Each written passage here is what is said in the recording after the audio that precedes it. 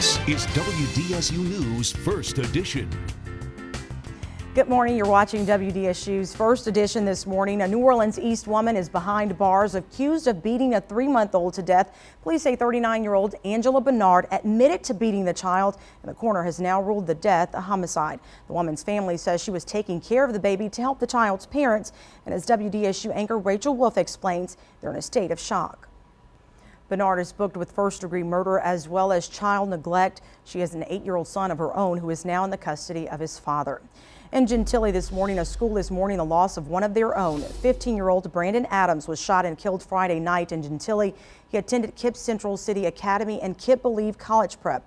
The schools issued their condolences and also released a statement from Tanya Robon, Brandon's 7th grade writing teacher, saying in part, "He was a true kid at heart, and it's a great tragedy that he has been ripped from our lives so early. He never got the chance to grow up." Both schools had grief counselors on site and available to students and staff. And this morning, both of the inmates who broke out of Orleans Parish Prison over the weekend are back behind bars. Sherrick Brumfield, who was awaiting trial for battery, and another inmate were in the recreation yard of the detention center when they pulled away a fence surrounding the yard and ran off Saturday night. The sheriff's office says an informant helped them find Brumfield at a home on North Dorgenwa just after 5 yesterday evening. 3 other people at the home were also arrested after police say they found illegal guns and drugs on the premises. The family of the other escaped inmate helped turn him in Sunday morning. In Hammond, an 8-year-old North Shore girl is recovering this morning after being attacked by 2 pit bulls. 8-year-old Micaiah Oliver was bitten on her face, neck, back, and legs last Friday. Her best friend tried to pull the dogs off. Micaiah is recovering at North Oaks Hospital following 8 hours of surgery. The dogs were picked up by animal control. Authorities say the owners of the dogs, 39-year-old Bridget Harper and 20-year-old Natalie Newton, were released on bond after being booked Friday with negligent injury. Wildlife experts are speaking out this morning after charging a Thibodaux city councilman with a hunting crime that could land him behind bars. And some say the councilman's defense doesn't hold water. Investigative reporter Travers Mackel has the latest. The initial citation was handed out by state game officials, but due to the fact that ducks migrate, they're federally protected. That's why this case is now in the hands of federal investigators.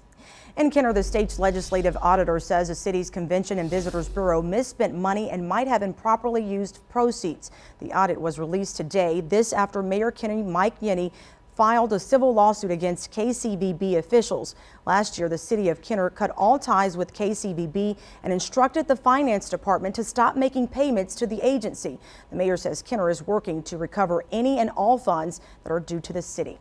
From the CBD this morning, the FBI and NOPD are looking for this guy. They say he robbed the Chase Bank in the 200 block of St. Charles yesterday afternoon. The suspect was wearing a bright yellow construction vest, a khaki fishing hat, a dark shirt, khaki pants, and sunglasses. If you can help find him, call the FBI at 504-816-3000. And the warm-up continues this morning. We'll let you know how high temperatures should be rising as your work week continues. Your exact cast is coming up next. You're watching New Orleans' original 4:30 a.m. newscast, WDSU News First Edition. From WDSU Exact Weather, News, and Traffic, here are today's headlines. Happening today, a visitation and memorial service will be held for a Good Samaritan murdered in front of his 2 children. Mike Ainsworth was shot to death in Algiers when he tried to help a woman who was being carjacked. Today's visitation will take place at the St. Louis Cathedral from 9 until 11 a.m. A memorial service will follow. Donations to help Ainsworth's family can be made at any Whitney bank. And happening today in Covington, the 3rd teenager in the Lakeshore High shooting plot will be in court, but since the murder charge has been dropped, this will be a closed trial. Yesterday, the Covington District Attorney and Sheriff issued a statement saying the investigation found that there wasn't enough evidence to charge 16-year-old Daniel Hopkins for a crime of violence. The other 2 boys in the case, Jacob Keller and Todd Singleton, have already admitted their roles in the plot.